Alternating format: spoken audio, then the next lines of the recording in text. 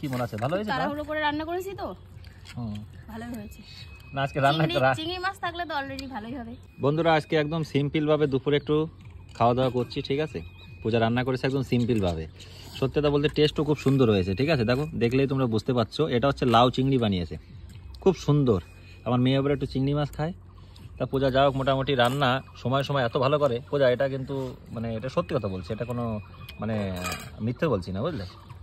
সত্যি রান্না সময় সময় খুব ভালো করো, তুমি খুব ভালো করো। তা আজকে রান্না তুমি খেয়ে তুমি কি বলছো একটু বলো তো, কি মনে আছে? ভালো হয়েছে? তাড়াহুড়ো করে রান্না করেছি তো, ভালোই হয়েছে। না আজকে রান্না চিংড়ি মাছ থাকলে তো অলরেডি ভালোই হবে। হ্যাঁ, চিংড়ি মাছ দিয়ে সত্যি বলতে বন্ধুরা, চিংড়ি মাছ দিয়ে যাই বানাক পূজা, ঠিক আছে? চিংড়ি কচু হোক, চিংড়ি লাউ হোক, সে যা এত সুন্দর লাগে খেতে। আজকে যে সত্যি এত সুন্দর হয়েছে না, তোমাদের কি বলে বোঝাবো বন্ধুরা। রবি মা কেমন হয়েছে না, তুমি বলো তো? ভালো হয়েছে, খুব ভালো হয়েছে না আজকে? Thank you Puja.